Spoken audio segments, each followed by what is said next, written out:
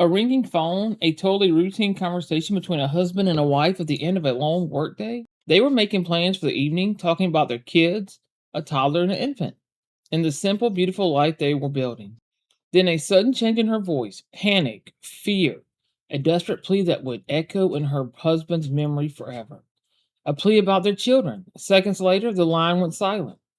For 27-year-old Ada Doss, a dedicated nurse and loving mother, those were her final moments in the asphalt parking lot of the very hospital where she spent her day caring for others.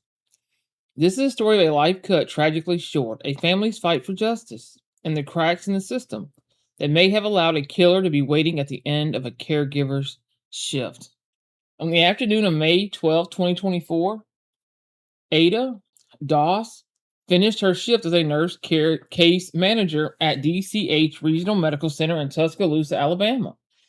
She was a healer, someone who would have graciously helped anyone who asked. As she walked to her car, she was on the phone with her husband, Andrew. Their conversation, filled with the normal details of family life, was violently interrupted. A man approached her, his voice filled with menace. In that terrifying moment, Ada's thoughts weren't of herself, but of her children. Her plea, overheard by the man who loved her most, was a mother's final, desperate bargain for her life. It was a bargain the man standing before her refused to accept. On the grass won't wash away. Undetected To really understand this tragedy, you have to know about the person whose light was put out. Ada Doss was so much more than a headline. She was the heart of her family and her community. At 27, she had built a life centered on compassion. As a nurse case manager, she was a key part of the DCH health system, a colleague who helped patients navigate some of the most complex and vulnerable moments of their lives. Friends and family just described her as a kindness soul. But her most cherished role was being a mom. Ada and her husband Andrew were raising two young daughters, one just a toddler and the other an infant. Her family was this beautiful, delicate balance of raising her young family and caring for her community. She was, in the words of her grieving husband, the best mama to our girls. Her days were filled with ordinary magic of motherhood and the heavy responsibility of being a nurse.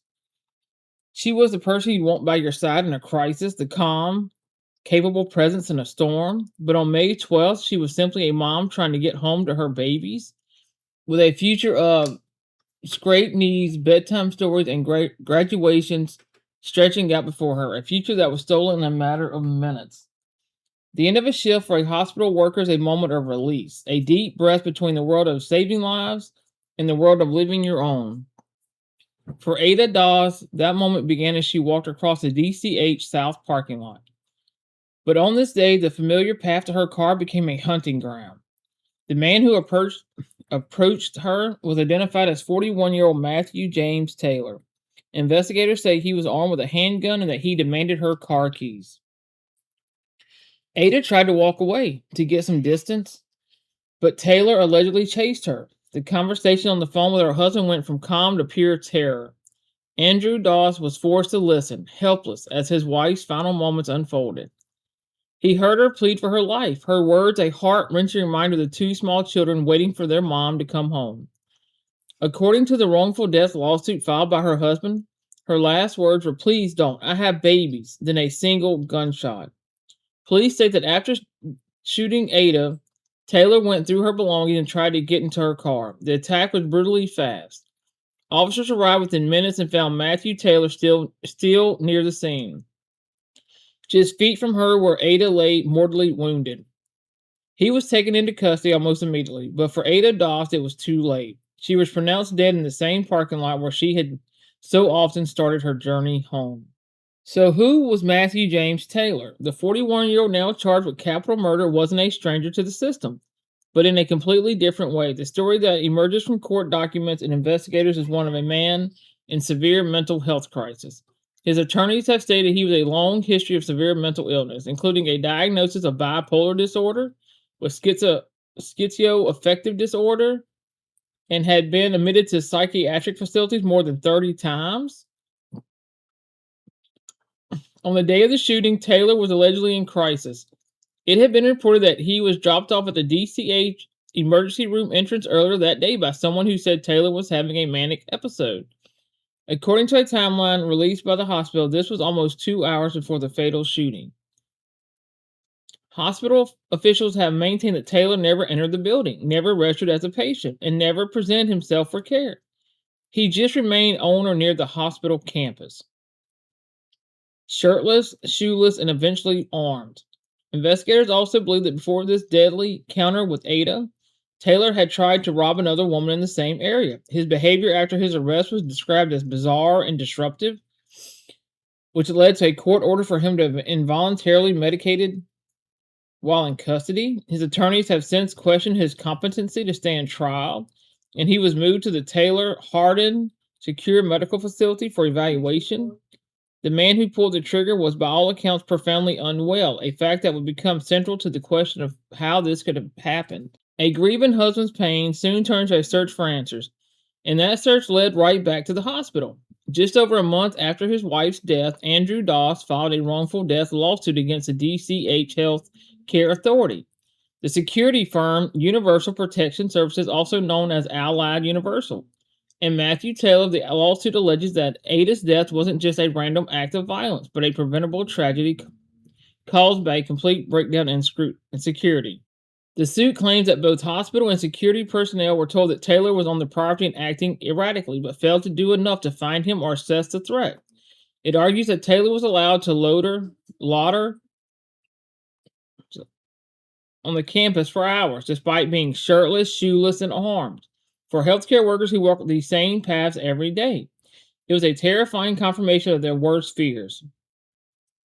Many employees, past and present, took to social media, claiming they had been raising concerns about poor security in the parking lot for years.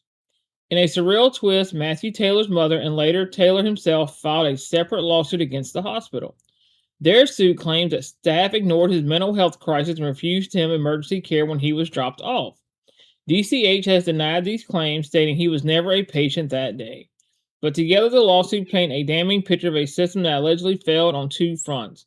It failed to provide care to a man in crisis, and it failed to protect its own staff from the danger he posed. The community's grief quickly turned to a powerful demand for change. In the wake of the shooting, a grassroots movement emerged, pushing for better protection for the people who dedicate their lives to caring for others. An online petition passed Ada's Law gets tens of thousands of signatures, urging Alabama lawmakers to pass legislation that would require much stricter security at all healthcare facilities. The proposal for Ada's Law is comprehensive. It calls for secured, employee-only parking with badge access, panic buttons in the parking areas, and 24/7 security escorts. Supporters argue that cameras and police on paper just aren't enough. As one anonymous nurse wrote in a letter to the governor, Ada was murdered in the afternoon in broad daylight. Daylight did not protect her. While some lawmakers expressed support, others brought up concerns about the cost, especially for smaller rural hospitals. The debate highlights a larger national conversation about workplace violence against healthcare workers. In response to the tragedy, DCH Health System did announce immediate security changes, including more off-duty police officers, expanded shuttle services, and better lighting and surveillance. But for many, these steps are just a painful reminder of a tragedy that had never should have happened. The fight for justice for Ada Doss and for the safety of all healthcare workers is far from over. It is so important to follow the developments in her case and the push for Ada's Law. Share this story, consider looking up and signing petitions that advocate for stronger protection for the caregivers in your own community. Let's work to make sure that Ada's legacy is one of the meaningful, lasting change. The death of Ada Doss is a story of profound and senseless loss. It's a story of two little girls who will grow up without their mother, and a husband who has to carry the memory of his wife's last terrified words. It's a story of a community mourning a caregiver who was killed at the very place she dedicated her life to helping others. The legal battles were just getting started. Matthew James Taylor is facing a capital murder charge, but his mental state remains a central, complex issue. The wrongful death lawsuit from Ada's family is trying to hold accountable the institution they believe failed her. But beyond the courtroom, this case has shined a harsh light on a deep vulnerability in our healthcare system. The people who depend on in our most desperate hours are themselves in danger, and their calls for safety have too often gone unheard. The memory of Ada Doss, a loving mom and a dedicated nurse, has become a rallying rallying cry. Her life was a testament to compassion. Her tragic death was now serves as a stark, urgent demand that we, as a society, have to do more to protect our protectors. To protect our protectors. Her final words were a plea for her children.